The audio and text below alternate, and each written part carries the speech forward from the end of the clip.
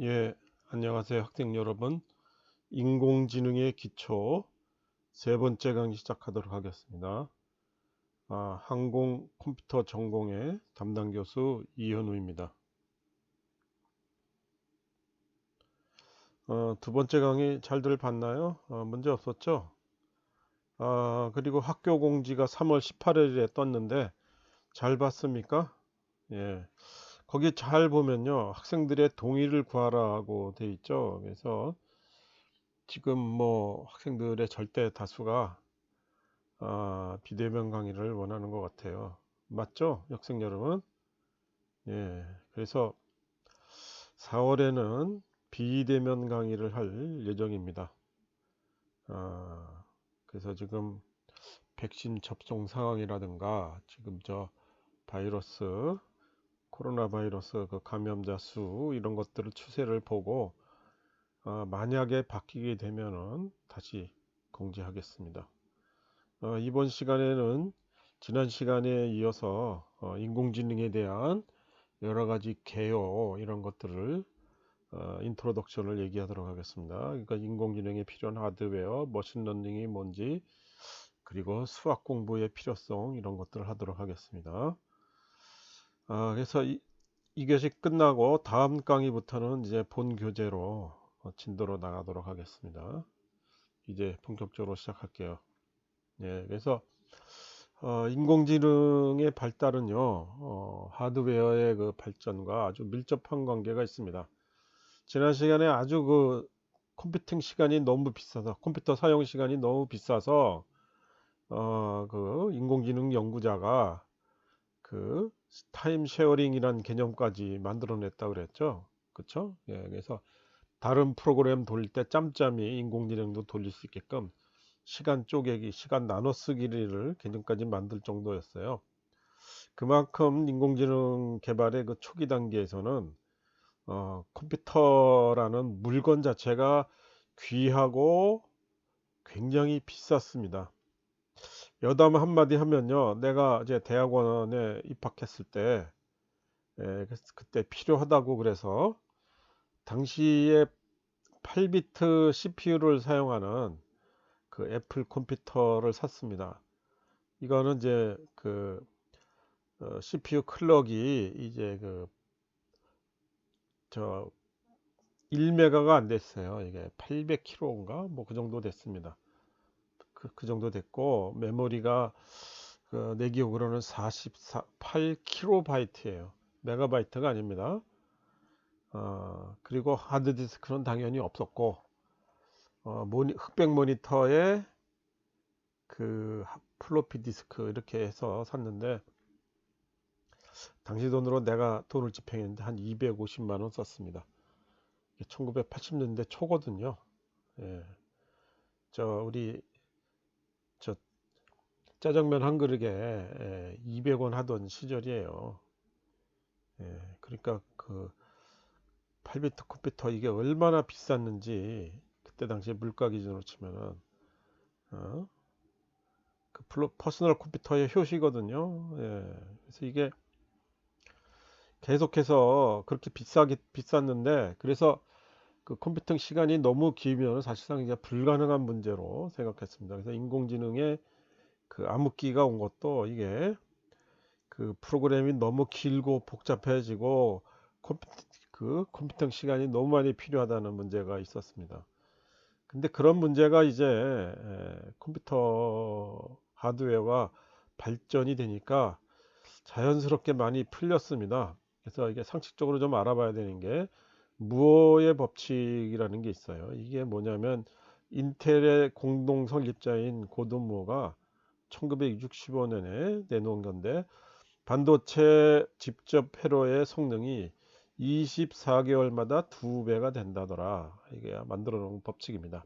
근데 이게 황해 법칙으로 바꿨죠. 우리 저 삼성전자 사장이었다가 나중에 KT 사장까지 하신 분이죠. 이게 18개월마다 2배가 된다더라. 이렇게 바꿨습니다. 옆에 그림을 보면은 이제 24개월에서보다 더 빨리 발전을 한 것을 볼 수가 있습니다. 그래서 이게 그 공급이 컴퓨터가 성능이 이렇게 빨라지니까 당연히 계산도 빨라지고 그래서 복잡한 굉장히 길고 복잡한 그 인공지능 프로그램이 돌아갈 수 있게 되는 거죠. 이게 굉장히 그런 의미에서 어, CPU 그쵸? 그 다음에 메모리 용량, CPU 클럭스, 메모리 용량 플러스 뭡니까?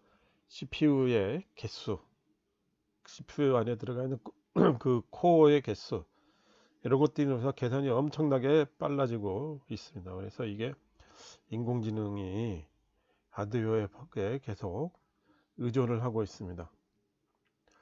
그리고 이게 좀 하드웨어하고 좀 그 큰 관련이 성은 없지만 이게 트리즈 기술 진보의 법칙이라는 게 있어요. 이게 Theory of Inventive Problem Solving.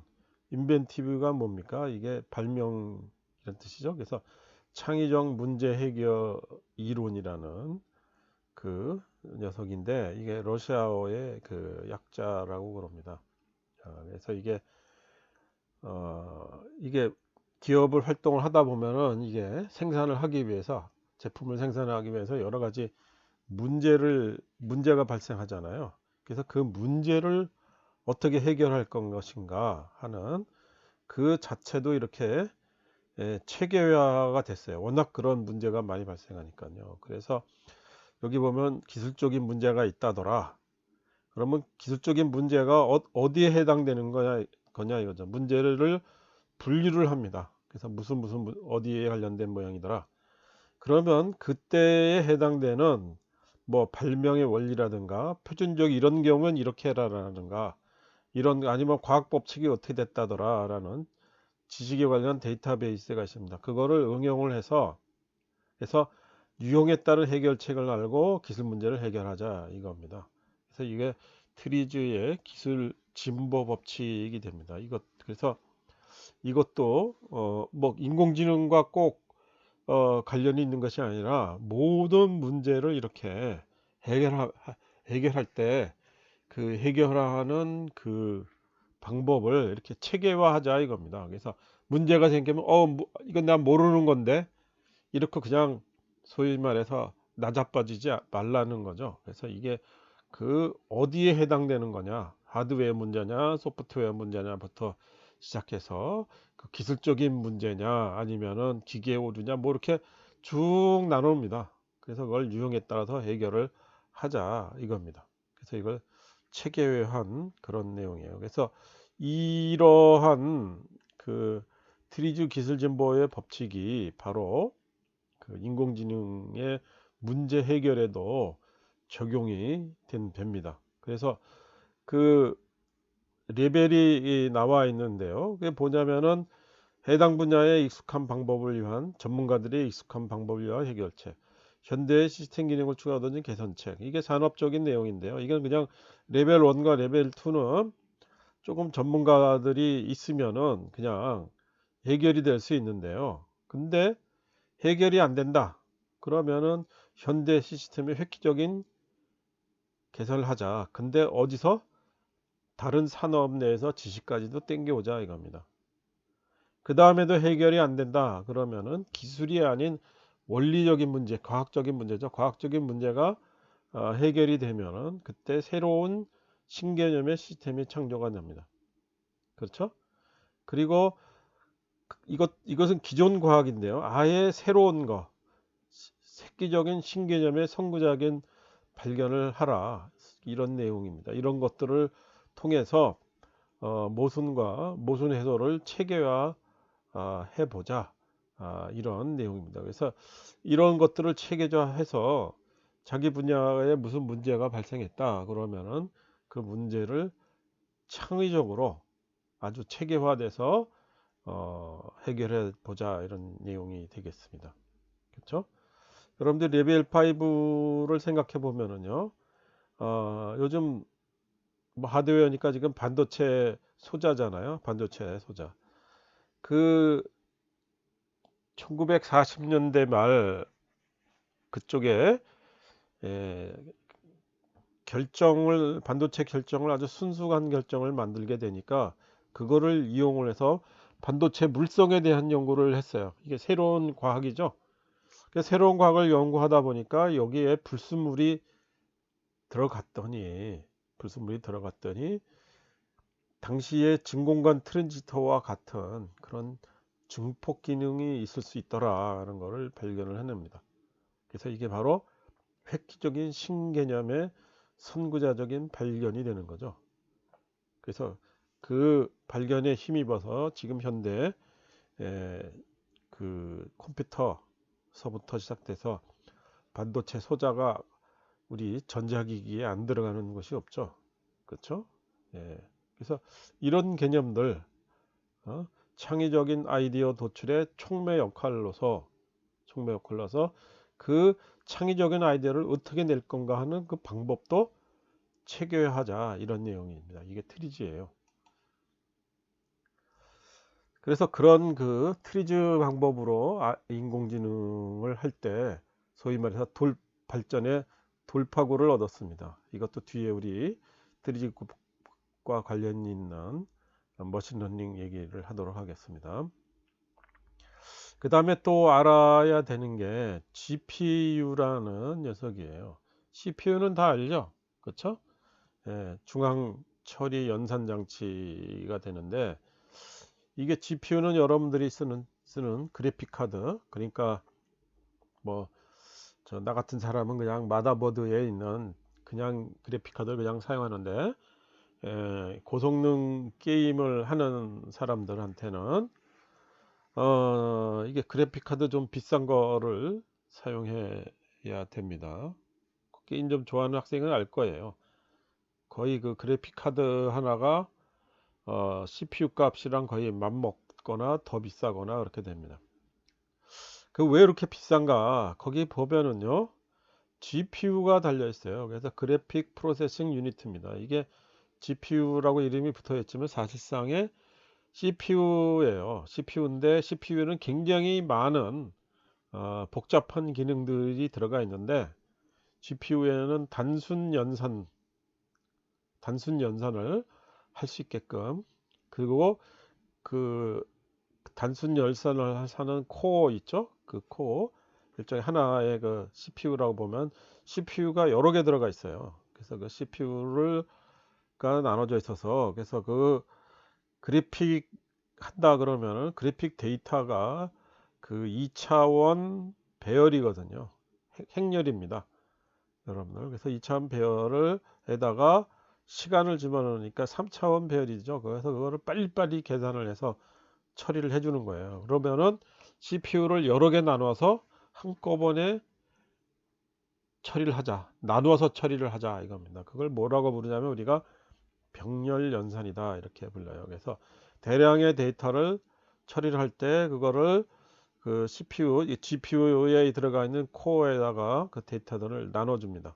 나눠주고 그 녀석들이 계속해서 계산을 해서 결과를 한꺼번에 내죠.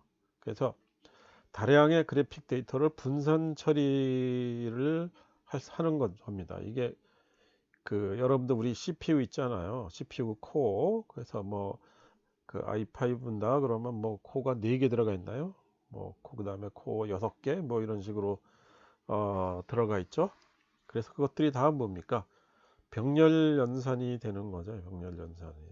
그렇죠? 근데 그런 GPU가 굉장히 인공지능을 할 때 그 나중에 우리가 공부했지만 수많은 행렬 매트릭스 계산을 하게 돼요. 그래서 GPU가 나눠서 계산을 하게 되면은 굉장히 빠르고 많은 계산을 빠르게 할 수 있습니다. 소위 말해서 분산 처리가 되는 거죠. 그래서 이게 원래 게임 그래픽을 해서 여러분들이 만약에 뭐 총 쏘는 게임이다 그러면 그 마우스를 돌릴 때마다 화면이 확 빨리 반응을 해야 되죠. 그렇죠? 그래서 아주, 그리고 요즘 그 그래픽도 굉장히 그 화질이 굉장히 좋습니다. 화질이 좋다는 얘기는 그래픽 데이터가 굉장히 많다는 얘기죠. 그렇죠? 그래서 최신 4K나 8K 이런 고화질 영상을 빨리빨리 처리를 해야 여러분들 그 마우스 움직임에 따라서 해줍니다. 그 계산 처리 방식을 이제 이용을 하는 겁니다. 그래서 예, 우리 딥러닝, 머신러닝, 딥러닝 뭐 이런 것들을 하면은 이게 계산을 엄청나게 많이 해요. 단순하게 곱셈 나눗셈을 굉장히 많이 하거든요. 그래서 이게 서너 개, 네 개나 뭐 여섯 개 이렇게 들은 CPU보다 이게 수천 개, 수백 개 코어로 분산 처리할 수 있는 이런 GPU, 그래픽 카드에 들어가 있는 GPU가 훨씬 유리합니다. 그래서 여러분들 알파고 알죠? 예, 알파고 얘기는 조금 이따가 좀 다루겠습니다. 그래서 알파고를 우리가 학습을 시킬 때 GPU가 무려 176개가 장착이 된 그런 걸 사용했대요. 예, 여러분들 뭐 바둑에 관심이 있으면은 한국의 인공지능 개발 프로그램들입니다. 바둑이하고 한돌이라고 있어요. 그래서 모두 고성능 GPU가 포함되어 있는 컴퓨터로 학습을 시킵니다. 인텔의 경우에는요, 이게 TPU라고 했습니다. 텐서 프로세싱 유닛입니다. 이거 왜 텐서라는 이름이 붙였냐면은 텐서가 뭐냐 그러면 백차는 1차원 배열이죠.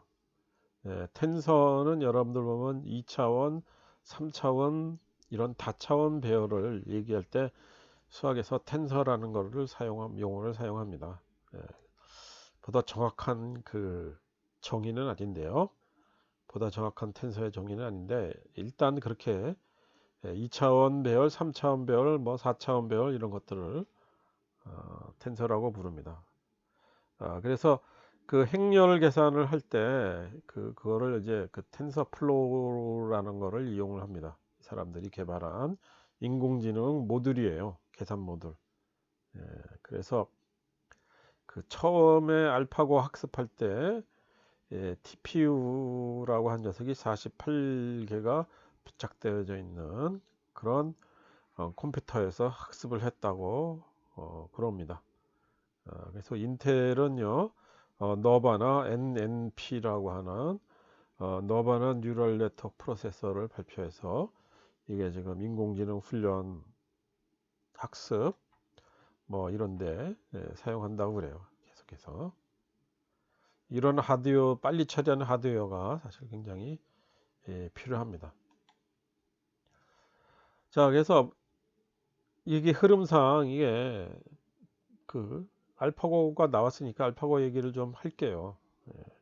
그래서 알파고는 여러분들 잘 알고 있죠. 소위 말해서 대한민국에 인공지능 붐이 불기하고 와 인공지능이 이런 능력이 있구나 하고 인공지능의 뭐라 그러나 능력에 대한 감탄 그리고 충격 뭐 이런 것들을 불러일으켜 옵니다. 바둑은 컴퓨터가 하는 게 거의 불가능하다고 여겨졌어요.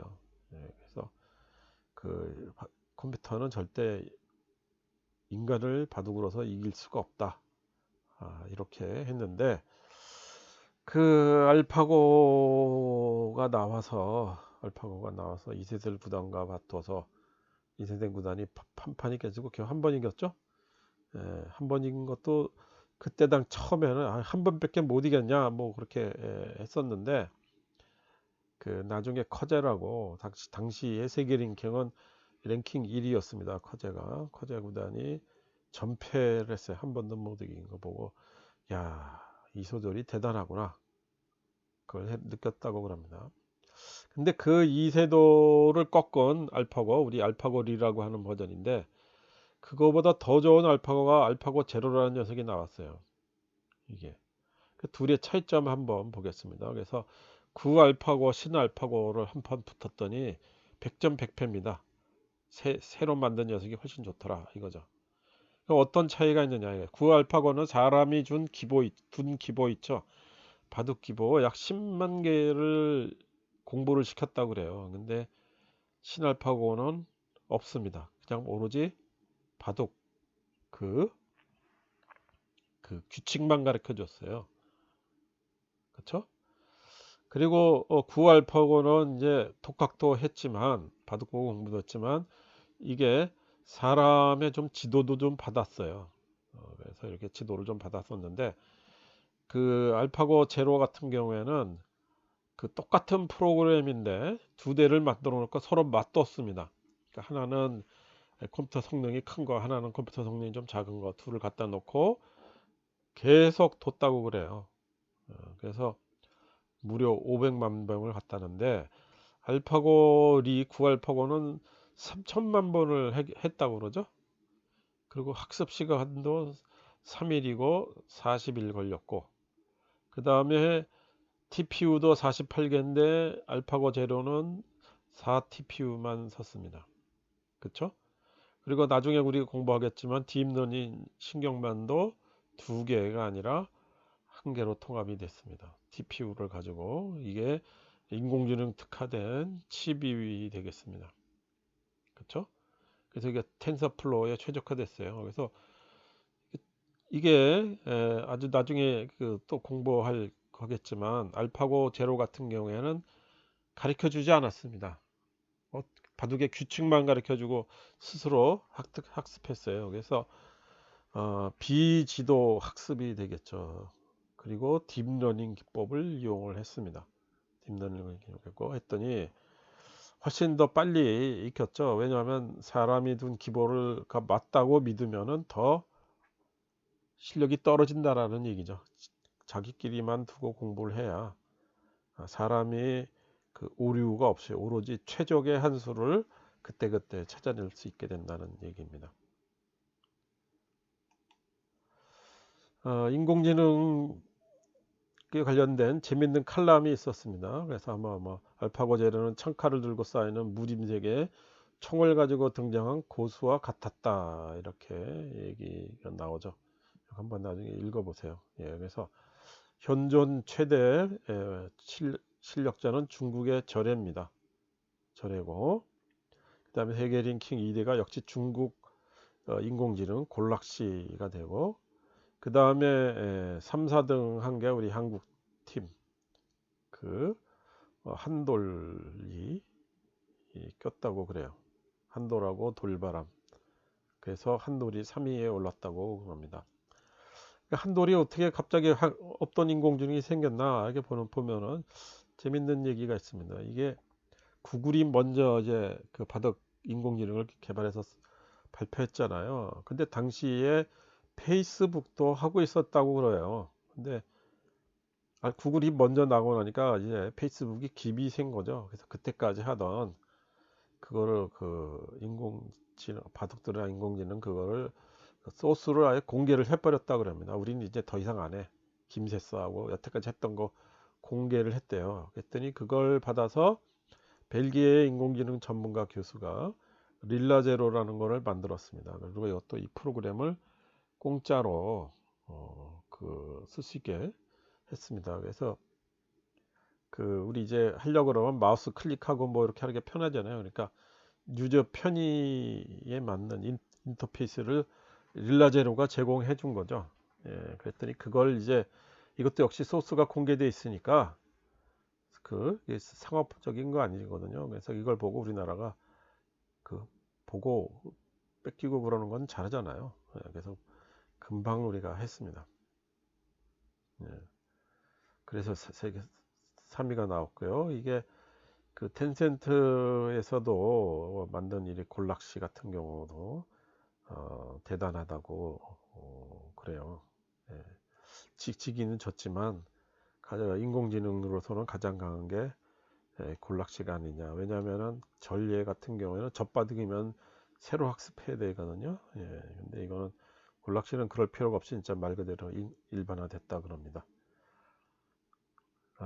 바둑 관심이 없어요? 예.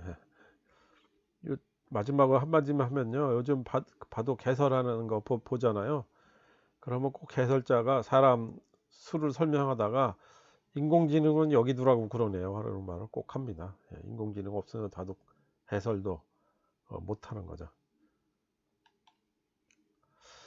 자, 이게 사실 알파고는 우리 한국 사람들한테 크게 영향을 미쳤지만 전 세계의 인공지능 전문가한테 진짜 큰 그 쇼크를 준 거는 이 문제예요. 개와 고양이 사진을 갖다 놓고 얘를 고양이라고 판단하던가 아니면은 강아지라고 개라고 판단하던가, 이렇게 사진을 쭉 여러분들 보면 이거 보고 헷갈릴 경우가 한두 개 좀 있겠지만 거의 헷갈릴 이유가 없죠. 이게 왜 개인 걸 컴퓨터는 몰라. 예. 근데 실제로 보면은 이게 그 컴퓨터들이 개와 고양이 판독하는데 사실 형편은 없었어요. 퍼센티지가. 근데 이 2012년에 토론토 대학의 제프리 히튼 교수 팀이 이게 우리 그 딥러닝 알고리즘입니다. 이게 CNN이라고 부르는 거 나중에 우리 용어 설명할게요. 딥러닝 알고리즘으로 그 알렉스넷의 정답률을 무려 83.6%로 올렸습니다. 그리고 오류율이 26%였는데 그 16%까지 획기적으로 확 낮췄어요. 그렇죠?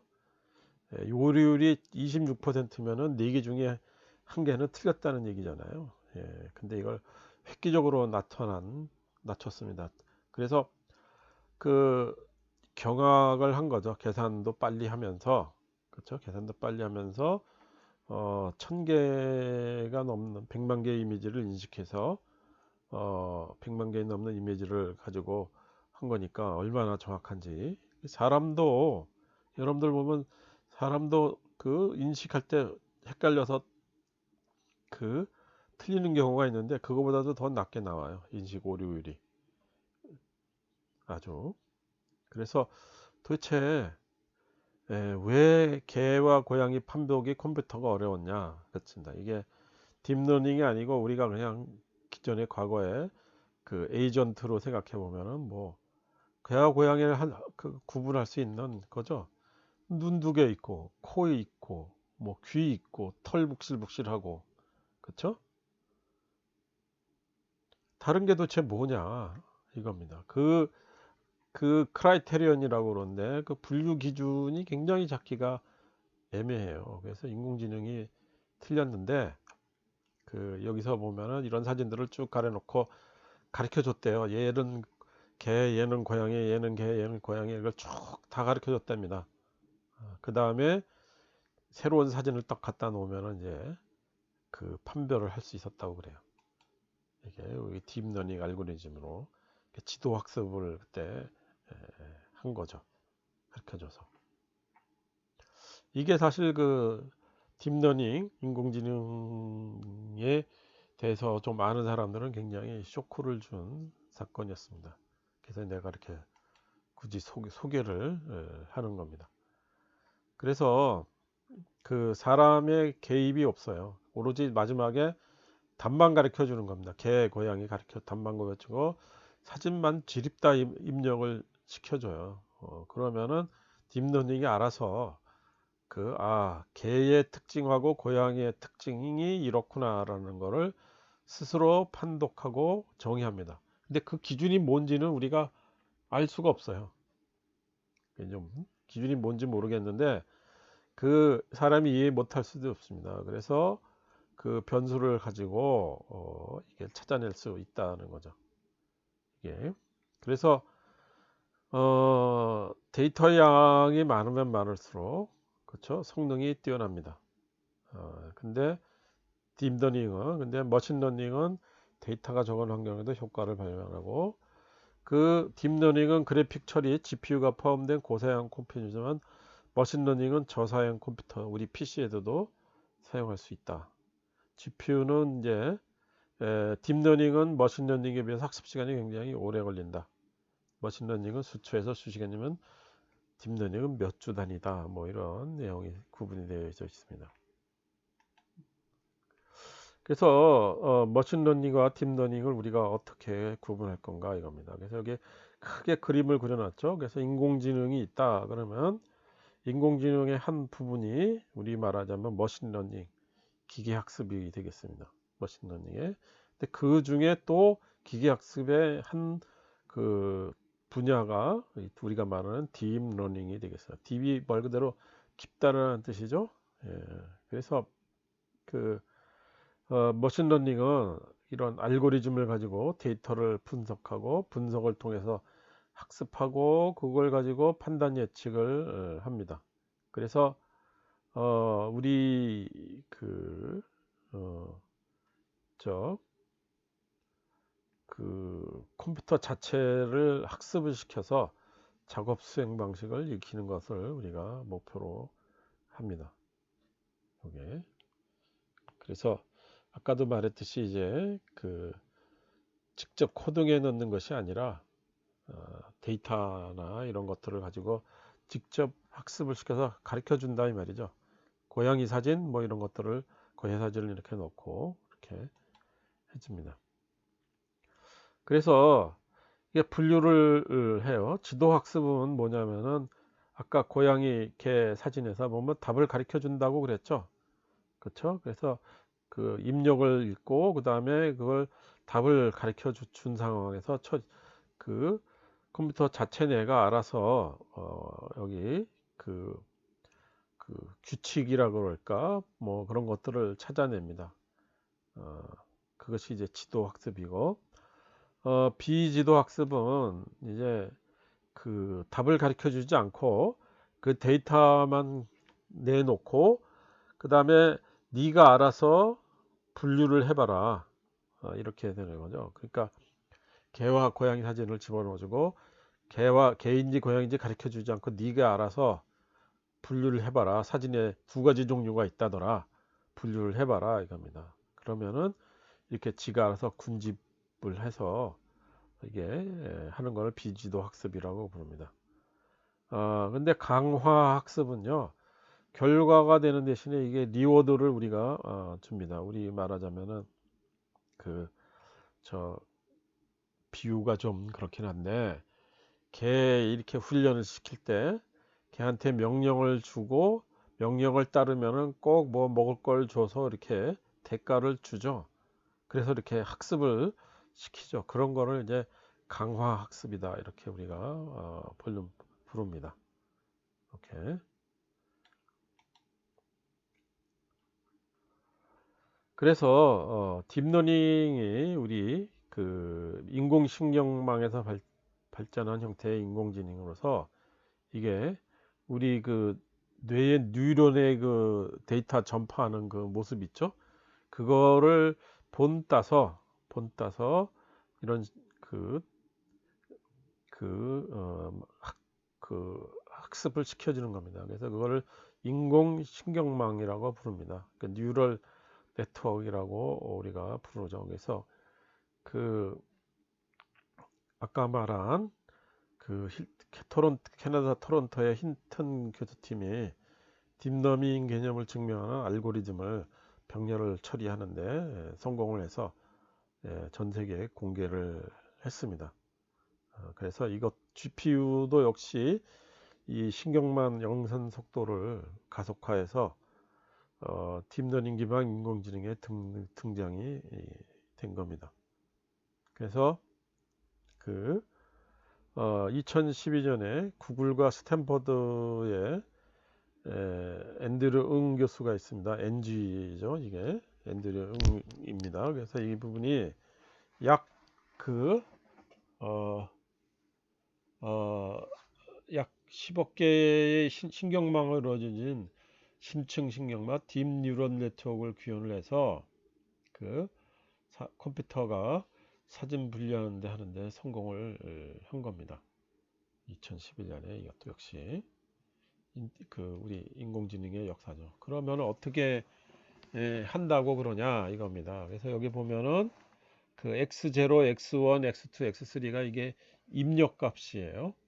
입력값이고 여기 세타1, 세타2가 각각의 입력값에 주는 우리가 말하자면 가중치를 주는 겁니다. 가중치를 두고 그 다음에 거기에다가 함수를 집어넣어줘요. 우리가 함수를 집어넣어주면 뭐냐면 우리 인공신경망을 할 때 보면 자극 있잖아요. 어느 거보다 작은 자극은 그, 그 사람이 인식을 못 하잖아요. 신경 자극할 때 너무 작으면 인식을 못 하죠. 그리고 너무 커도 인식을 우리가 못 합니다. 그래서 그걸 그 일정 수준이 모자라거나 넘치면은 그 자르는 그 함수가 있습니다. 그걸 우리가 활성화 함수라고 부릅니다. 그래서 활성화 함수를 해서 처리를 해주는 거죠. 그래서 다 이쪽이 뭐예요? 이쪽이 벡터가 되고 여기서 이렇게 계산하는 게 벡터 연산이 되겠습니다. 이것들이 다중화되면은 매트릭스 연산이 되는 거예요. 그래서 여기 보면은 이제 아까 인풋이 여러 개가 있는데 아웃풋은 두 개가 있습니다. 개냐 고양이냐. 그리고 그 안에 이제 히든 레이어라고 그래서 이게 그 은닉층이라고 그래서 이게 여러 데이터들이 있습니다. 은닉층이 여기 하나만 그려놨지만 두 개가 있겠죠. 그래서 이것들이 각각으로 이렇게 퍼져나갈 때 아까 그 전에 얘기한 요 가중치들을 각각에 부여해 주는 겁니다. 그래서 그것들을 한번 두 번 거칠 수도 있어요. 그래서 그 다음에 다시 여기서 또 가중치들을 두고 그래서 이게 아웃풋을 내놓은 겁니다. 그래서 마치 보면 생긴 모양이 신경망 같다 이 말이에요. 신경망을 실제로 개념을 우리가 응용한 거죠. 그래서 이게 뉴럴 네트워크다 이렇게 부르고요. 그 다음에 여기 보면은 감춰져 있잖아요. 그래서 깊숙이 들어가 있다. 그래서 이거를 그래서 딥러닝이라고 부릅니다. 자, 그래서 이게 그 어떤 것이 그 아까 토론토대 그 한자만의 능력으로 이것이 된 게 아니에요. 그래서 그 여러 가지 있습니다. 하여간 그래서 딥러닝이 2010년부터 인공지능을 휩쓸게 됐는데 중요한 세 개 사건이 있습니다. 그래서 이게 뭐냐면 마이크로소프트사의 음성 인식 정확도가 딥러닝을 적용하고부터 급격하게 좋아졌습니다. 여러분들 저 스마트폰 나도 많이 이용하는데 카톡 보내고 그럴 때 일일이 그 엄지를 가지고 타이핑을 하는 것이 아니라 그냥 말로 하면은 텍스트로 바뀌어서 보내면 됩니다. 굉장히 정확해요. 내가 발음만 또랑또랑하게만 하면은. 그렇죠? 그 다음에 이미지 인식 분야 아까 말한 개, 고양이 급격하게 형성이 된 사건이 있습니다. 그래서 사람의 오류율보다 더 낮은 2015년에서는 사람의 오류율보다 더 낮은 그 오류율까지도 나왔다고 그럽니다. 그 다음에 비지도 학습입니다. 아까 말했듯이 답을 가르쳐 주지 않는다 그랬죠? 알파고 제로 같은 경우. 그렇죠? 그래서 비지도 학습을 해서 그냥 두 종류의 그 사진을 집어넣어 주는 겁니다. 그랬더니 이미지 인식이 가능하게 됩니다. 나중에 우리 그저 사람의 손글씨 있죠? 손글씨를 이제 인식하는 거 우리가 한번 공부해 보도록 하겠습니다. 어떤 개념으로 하는가 이겁니다. 자, 그래서 결론을 보면은 딥러닝의 성공 비결이 뭐냐? 이건 뭐냐면은 벌써 이게 신경망 개상이죠. 그래서 기존 신경망 한계를 우리가 극복했다 이 말입니다. 그렇죠? 딥러닝 하는 거에. 그 다음에 학습을 시키려고 그러면 데이터가 많아야 된다고 그랬죠? 그렇죠? 여러분들 저 그 인터넷에 사진 찍어서 올리는 사이트가 무지 많죠? 거기에 여러분들이 개나 고양이 사진을 이렇게 쭉 올렸다고 쳐봅시다. 수많은 사람들이. 애완동물이니까. 그쵸? 그러면 그 사진들을 인공지능 한 사람들이 모아다가 자기네들한테 쓰는 거죠. 어떻습니까? 데이터가 어마어마하게 많이 생기죠. 그쵸? 얼마 전에 우리 저 말썽이 좀 있었지만 그 카카오톡 회사에서 발견한 그 발표한 인공지능이 있었죠. 예, 그 데이터가 어디였어요? 뭐 허가를 받았는지는 모르겠는데 실제의 남녀 연인들 간의 카카오톡 데이터를 했죠. 예, 여러분들이 하는 그 SNS 활동이 다 인공지능 학습 데이터가 될 수도 있습니다. 게다가 하드웨어까지 발전됐으니까 인공지능이 아주 발전될 길이 많이 생긴 겁니다. 예, 그래서 방금 전에 그 사진을 한번 여러분들이 봤는데요. 요 그림 한번 보면은 요게 뭡니까? 요게 벡터기호거든요. 이게 벡터기호. 그 다음에 요게 뭐예요? 함수죠. 그 다음에 활성화 함수가 나중에 공부하겠지만 요런 식으로 생겼어요. 이게 지수함수. 다 뭡니까? 수학이 필요한 내용입니다. 그렇죠?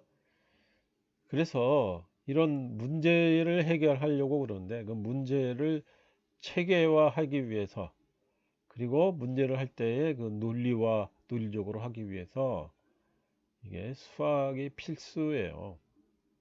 예, 그래서 표현이 좀 그렇지만 자연의 자기 자신을 표현하는 언어는 수학이다. 뭐 이런 말까지도 있습니다. 그렇죠?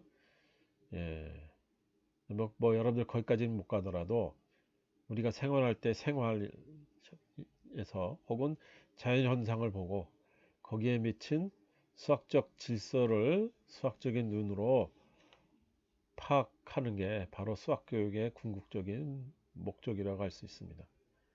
그러니까 통찰력이 생기고 논리력도 생기고 수학을 배우면서 통찰력도 생기고 논리력도 생기고 판단력도 함양이 되는 겁니다. 그래서 여러 가지 목적이 있죠. 수학은 참과 거짓을 구별한다. 말과 글의 논리성을 길러준다. 사고의 집중력을 길러준다. 문제 해결력을 길러준다. 창의력을 응용력, 그 다음에 일관성과 개통성, 직관적 통찰력, 간결성과 일반화시키는 능력, 결과를 예측 가능하는 거, 세상의 아름다움을 설명하는데 꼭 필요하다. 이건 여러분들 자연현상이 되겠습니다. 그래서 우리가 살아가는데 사실 꼭 필요한 거예요. 그래서 이게 어디다 써먹어요. 뭐 이렇게 되면은 참 그 수학을 가리키는 입장에서 보면은 난감합니다. 아, 여러분들 일상생활이 여러분들의 삶이 수학과 얼마나 밀접한 관계가 있는지를 깨달아야 돼요. 우리 지금 저 인공지능을 공부하기 위해서 수학이 필요하죠? 그것뿐만 아니라 우리 일상생활 자체 내에서도 수학이 굉장히 중요하게 합니다. 이렇게 왜 이런 식으로 하냐면은 이게 요즘 한서대에 들어오는 많은 학생들이 수학의 얘기를 하면 스스로 표현할 때 수포자라고 표현을 합니다. 나는 수학을 포기했어요. 좀 옛날 같으면 이렇게 수학을 포기한 학생들은 이공계로 못 왔습니다. 어, 그 인문사회계로 그래서 나는 수학을 못해 그러면은 대부분 이제 인문사회계로 가라 그랬는데 좀 더 심한 학생은 아예 대학을 못 갔죠. 근데 이제 세상이 그렇지가 않습니다. 그래서 수포자들도 많이 대학을 들어와요. 그래서 이게 그 완전히 생기초에 해당되는 수학을 가르칠 필요가 있습니다. 그래서 여러분들 1학년 때 미분적분학 공부했죠? 미분적분학 공부할 때 어떻습니까? 고등학교 때 미분적분학 학생들이 안 배운 것을 가정하고 강의를 할 겁니다. 그래서 미분적분학을 처음 배우는 것처럼 아주 생기초부터 가르쳤어요. 예. 그 미분적분학 안 했어요? 설마. 예. 실제로 그 미분적분학 안 한 학생들이 있다고 들었습니다. 그래서 이게 참 수학을 모르면서 인공지능을 한다는 게 지금 사실 그 어불성설이거든요. 이게. 그래서 어떻게 계산하나 알고리즘을 좀 어느 정도는 좀 알아야 돼요. 예, 그래서 그 여기 지금 카이스트 교수님이 우리가 쓴 건데 예? 그 여러 가지 수학에 되는 것들을 보고 있습니다. 이게 뭐 딥러닝에서 시냅스 후 연결 강도를 한다 그러면 그게 편비 부분이 필요하다 얘기가 있고, 최적화 문제 확률 이론이 사용되고, 당연히 그 다음에 최적화 문제가 되면은 이게 미분적 분이거든요, 이게. 그쵸? 그래서 해석학적인 목표가 되고, 계산은 당연히 우리 뭡니까? 그 행렬 매트릭스에서 매트리스 계산을 하기 때문에 선형대 수학이 어느 정도 조금 필요해요. 그래서 그 딥러닝 자체는 수학적으로 굉장히 어려운 건 아니에요. 근데 이게 어느 정도는 알아야 됩니다. 그래서 행렬 연산은 당연히 알아야 되고, 그 다음에 비선형 함수, 아까 말한 그 활성화 함수 있죠? 활성화 함수에서 비선형 함수도 필요하고, 그 다음에 역전파를 나중에 공부할 텐데, 그것도 역시 1차 미분 정도는 좀 알아야 됩니다. 그 다음에 확률 통계, 우리 그 마코프 했던 거 기억나요? 앞에서 공부한 그 한 단계 그 다음에 나갈 때 확률 개념을 사용한다 그랬습니다. 그리고 베이지안 얘기도 앞에서 했던 거 기억나죠? 그래서 확률 통계 개념이 필요한데, 그래서 아주 센 기초를 하도록 하겠습니다. 여러분들 수학이라고 처음부터 거부 반응 읽지 말고 아주 처음부터 가장 쉬운 것부터 이렇게 시작해서 강의도 하도록 하겠습니다. 그래서 인공지능도 하고 수학도 얘기하는 게 찾아보니까 이게 인공지능을 위한 수학이에요. 그래서 그 인공지능에 대한 필요한 수학적 개념들을 진짜 말 그대로 생기초서부터 차곡차곡 설명을 하고 있습니다. 이게 그래서 이 책이 그러면서 나중에 그 수학을 이용해서 어떻게 그 인공지능이 적용되는 것까지 이렇게 다 보여줍니다. 그래서 기초편에서는 최소한의 수학 개념, 응용편에서는 그걸 이용해서 인공지능이 어떻게 쓰여지는지 설명을 하도록 하겠습니다. 그래서 기본편에는 기초수학, 미분, 선형대수, 확률통계 다루고요. 응용편에서는 5장부터 7장입니다. 대표적인 알고리즘 속에 수학이 어떻게 하는지 하나하나 보면서 인공지능도 같이 익히게 되겠습니다. 그리고 앞으로 뭐 이렇게 계산을 할 경우가 있어요. 계산을 할 필요가 있습니다. 그래서 학생들이 그때는 전에 뭐 수학 계산하는데 좀 불편한 경우가 있는데, 수학 계산 할 줄 몰라도 수학 계산을 해줘요. 요즘 인공지능이 그 정도까지 됐습니다. 그래서 여기 지금 사용한 게 울프람 알파라는 닷컴이라는 사이트입니다. 이게 무료로 계산을 해줘요. 이게 여러분들 스마트폰에 적용된 앱도 있어요. 근데 이게 앱이 뭐 보니까 공짜가 아니더라고요. 뭐 1달러던가 99센트던가 뭐 이렇게 공짜는 아닙니다. 근데 그 웹브라우저의 요 울프람 알파 사이트를 가보면 이렇게 화면이 뜹니다. 그래서 여기서 수학 계산을 직접 할 수가 있어요. 인공지능 위한 수학 계산을 다 할 수가 있습니다. 그래서 그 예를들면 방정식 해 있죠. 그래서 요 앞에 들어가는 요 항목 있죠. 요 항목. 요 항에 네모난 항에다가 우리가 타이핑을 이렇게 해요. solve x 꺽쇠 2 하면 x 제곱이죠. 플러스 x 마이너스 6 이퀄 0. 2차 방정식을 해를 구해다오 이겁니다. 그쵸? 그 다음에 미분해봐라. 그럼 데리버티브 x의 4승 sin x 곱하기 sin x 혹은 DIFF를 해도 됩니다. 적분도 가능하고요. 그 다음에 당연히 함수도 그릴 수가 있죠. 나중에 우리가 공부하겠지만 선형대수에서 고유값 공부할 겁니다. 고유값도 구해주고, 그 다음에 확률 계산도 해줍니다. 확률 분포 함수도 해보고. 그래서 여러분들이 이렇게 직접 계산해 볼 수 있는 인공지능 된 녀석이고, 이게 왜 그러냐면 이 울프람 알파가 원래 매스메티카라고 해서 컴퓨터를 가지고 이렇게 수학 계산해주는 그 유명한 패키지 프로그램을 만들던 회사예요. 이 울프나파가. 그래서 그 나도 그 매스메티카를 그 많이 썼습니다. 그 다음에 이제 메플이라는 것도 굉장히 많이 썼고, 매트랩은 내가 이제 강의한 적도 있었는데, 많이 썼는데, 이제는 그런 것들이 비싼 돈 주고 설치할 필요가 없어요. 예, 그래서 이게 그 웹사이트 가서 이런 것들을 다 계산해 볼 수가 있습니다. 아주 좋은 사이트니까 여러분들 꼭 기억해 보기 바랍니다. 저 기억하기는 뭐냐면 울프가 뭐예요? 늑대죠. 그 다음에 RAM이 뭐예요? 그 메모리죠. 그쵸? 램. 알파가 뭐 으뜸이죠. 첫 번째라는 뜻입니다. 그쵸? 예. 늑대 메모리 최고. 이거 하면은 기억하기 좋습니다.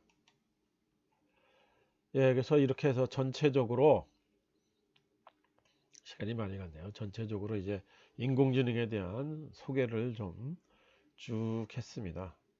그래서 이게 그 다음 시간에는 이제 교재 본격적으로 들어가도록 하겠습니다. 교재 다 이제 뭐 이제는 다 준비됐겠죠? 그렇죠? 예, 그래서 교재 없으면 좀 불편할 거예요. 강의하는데. 자, 리포트는 딥러닝이 2010년대 이후부터 유행하게 된 중요한 세 가지 사건에 대해 한 페이지 분량 작성한 다음에 제출하셔야 합니다. 앞에 슬라이드가 있었죠? 세 사건 설명에는. 예, 여기까지 되겠습니다. 찾는데 뭐 문제가 없을 겁니다. 잘 들었으면.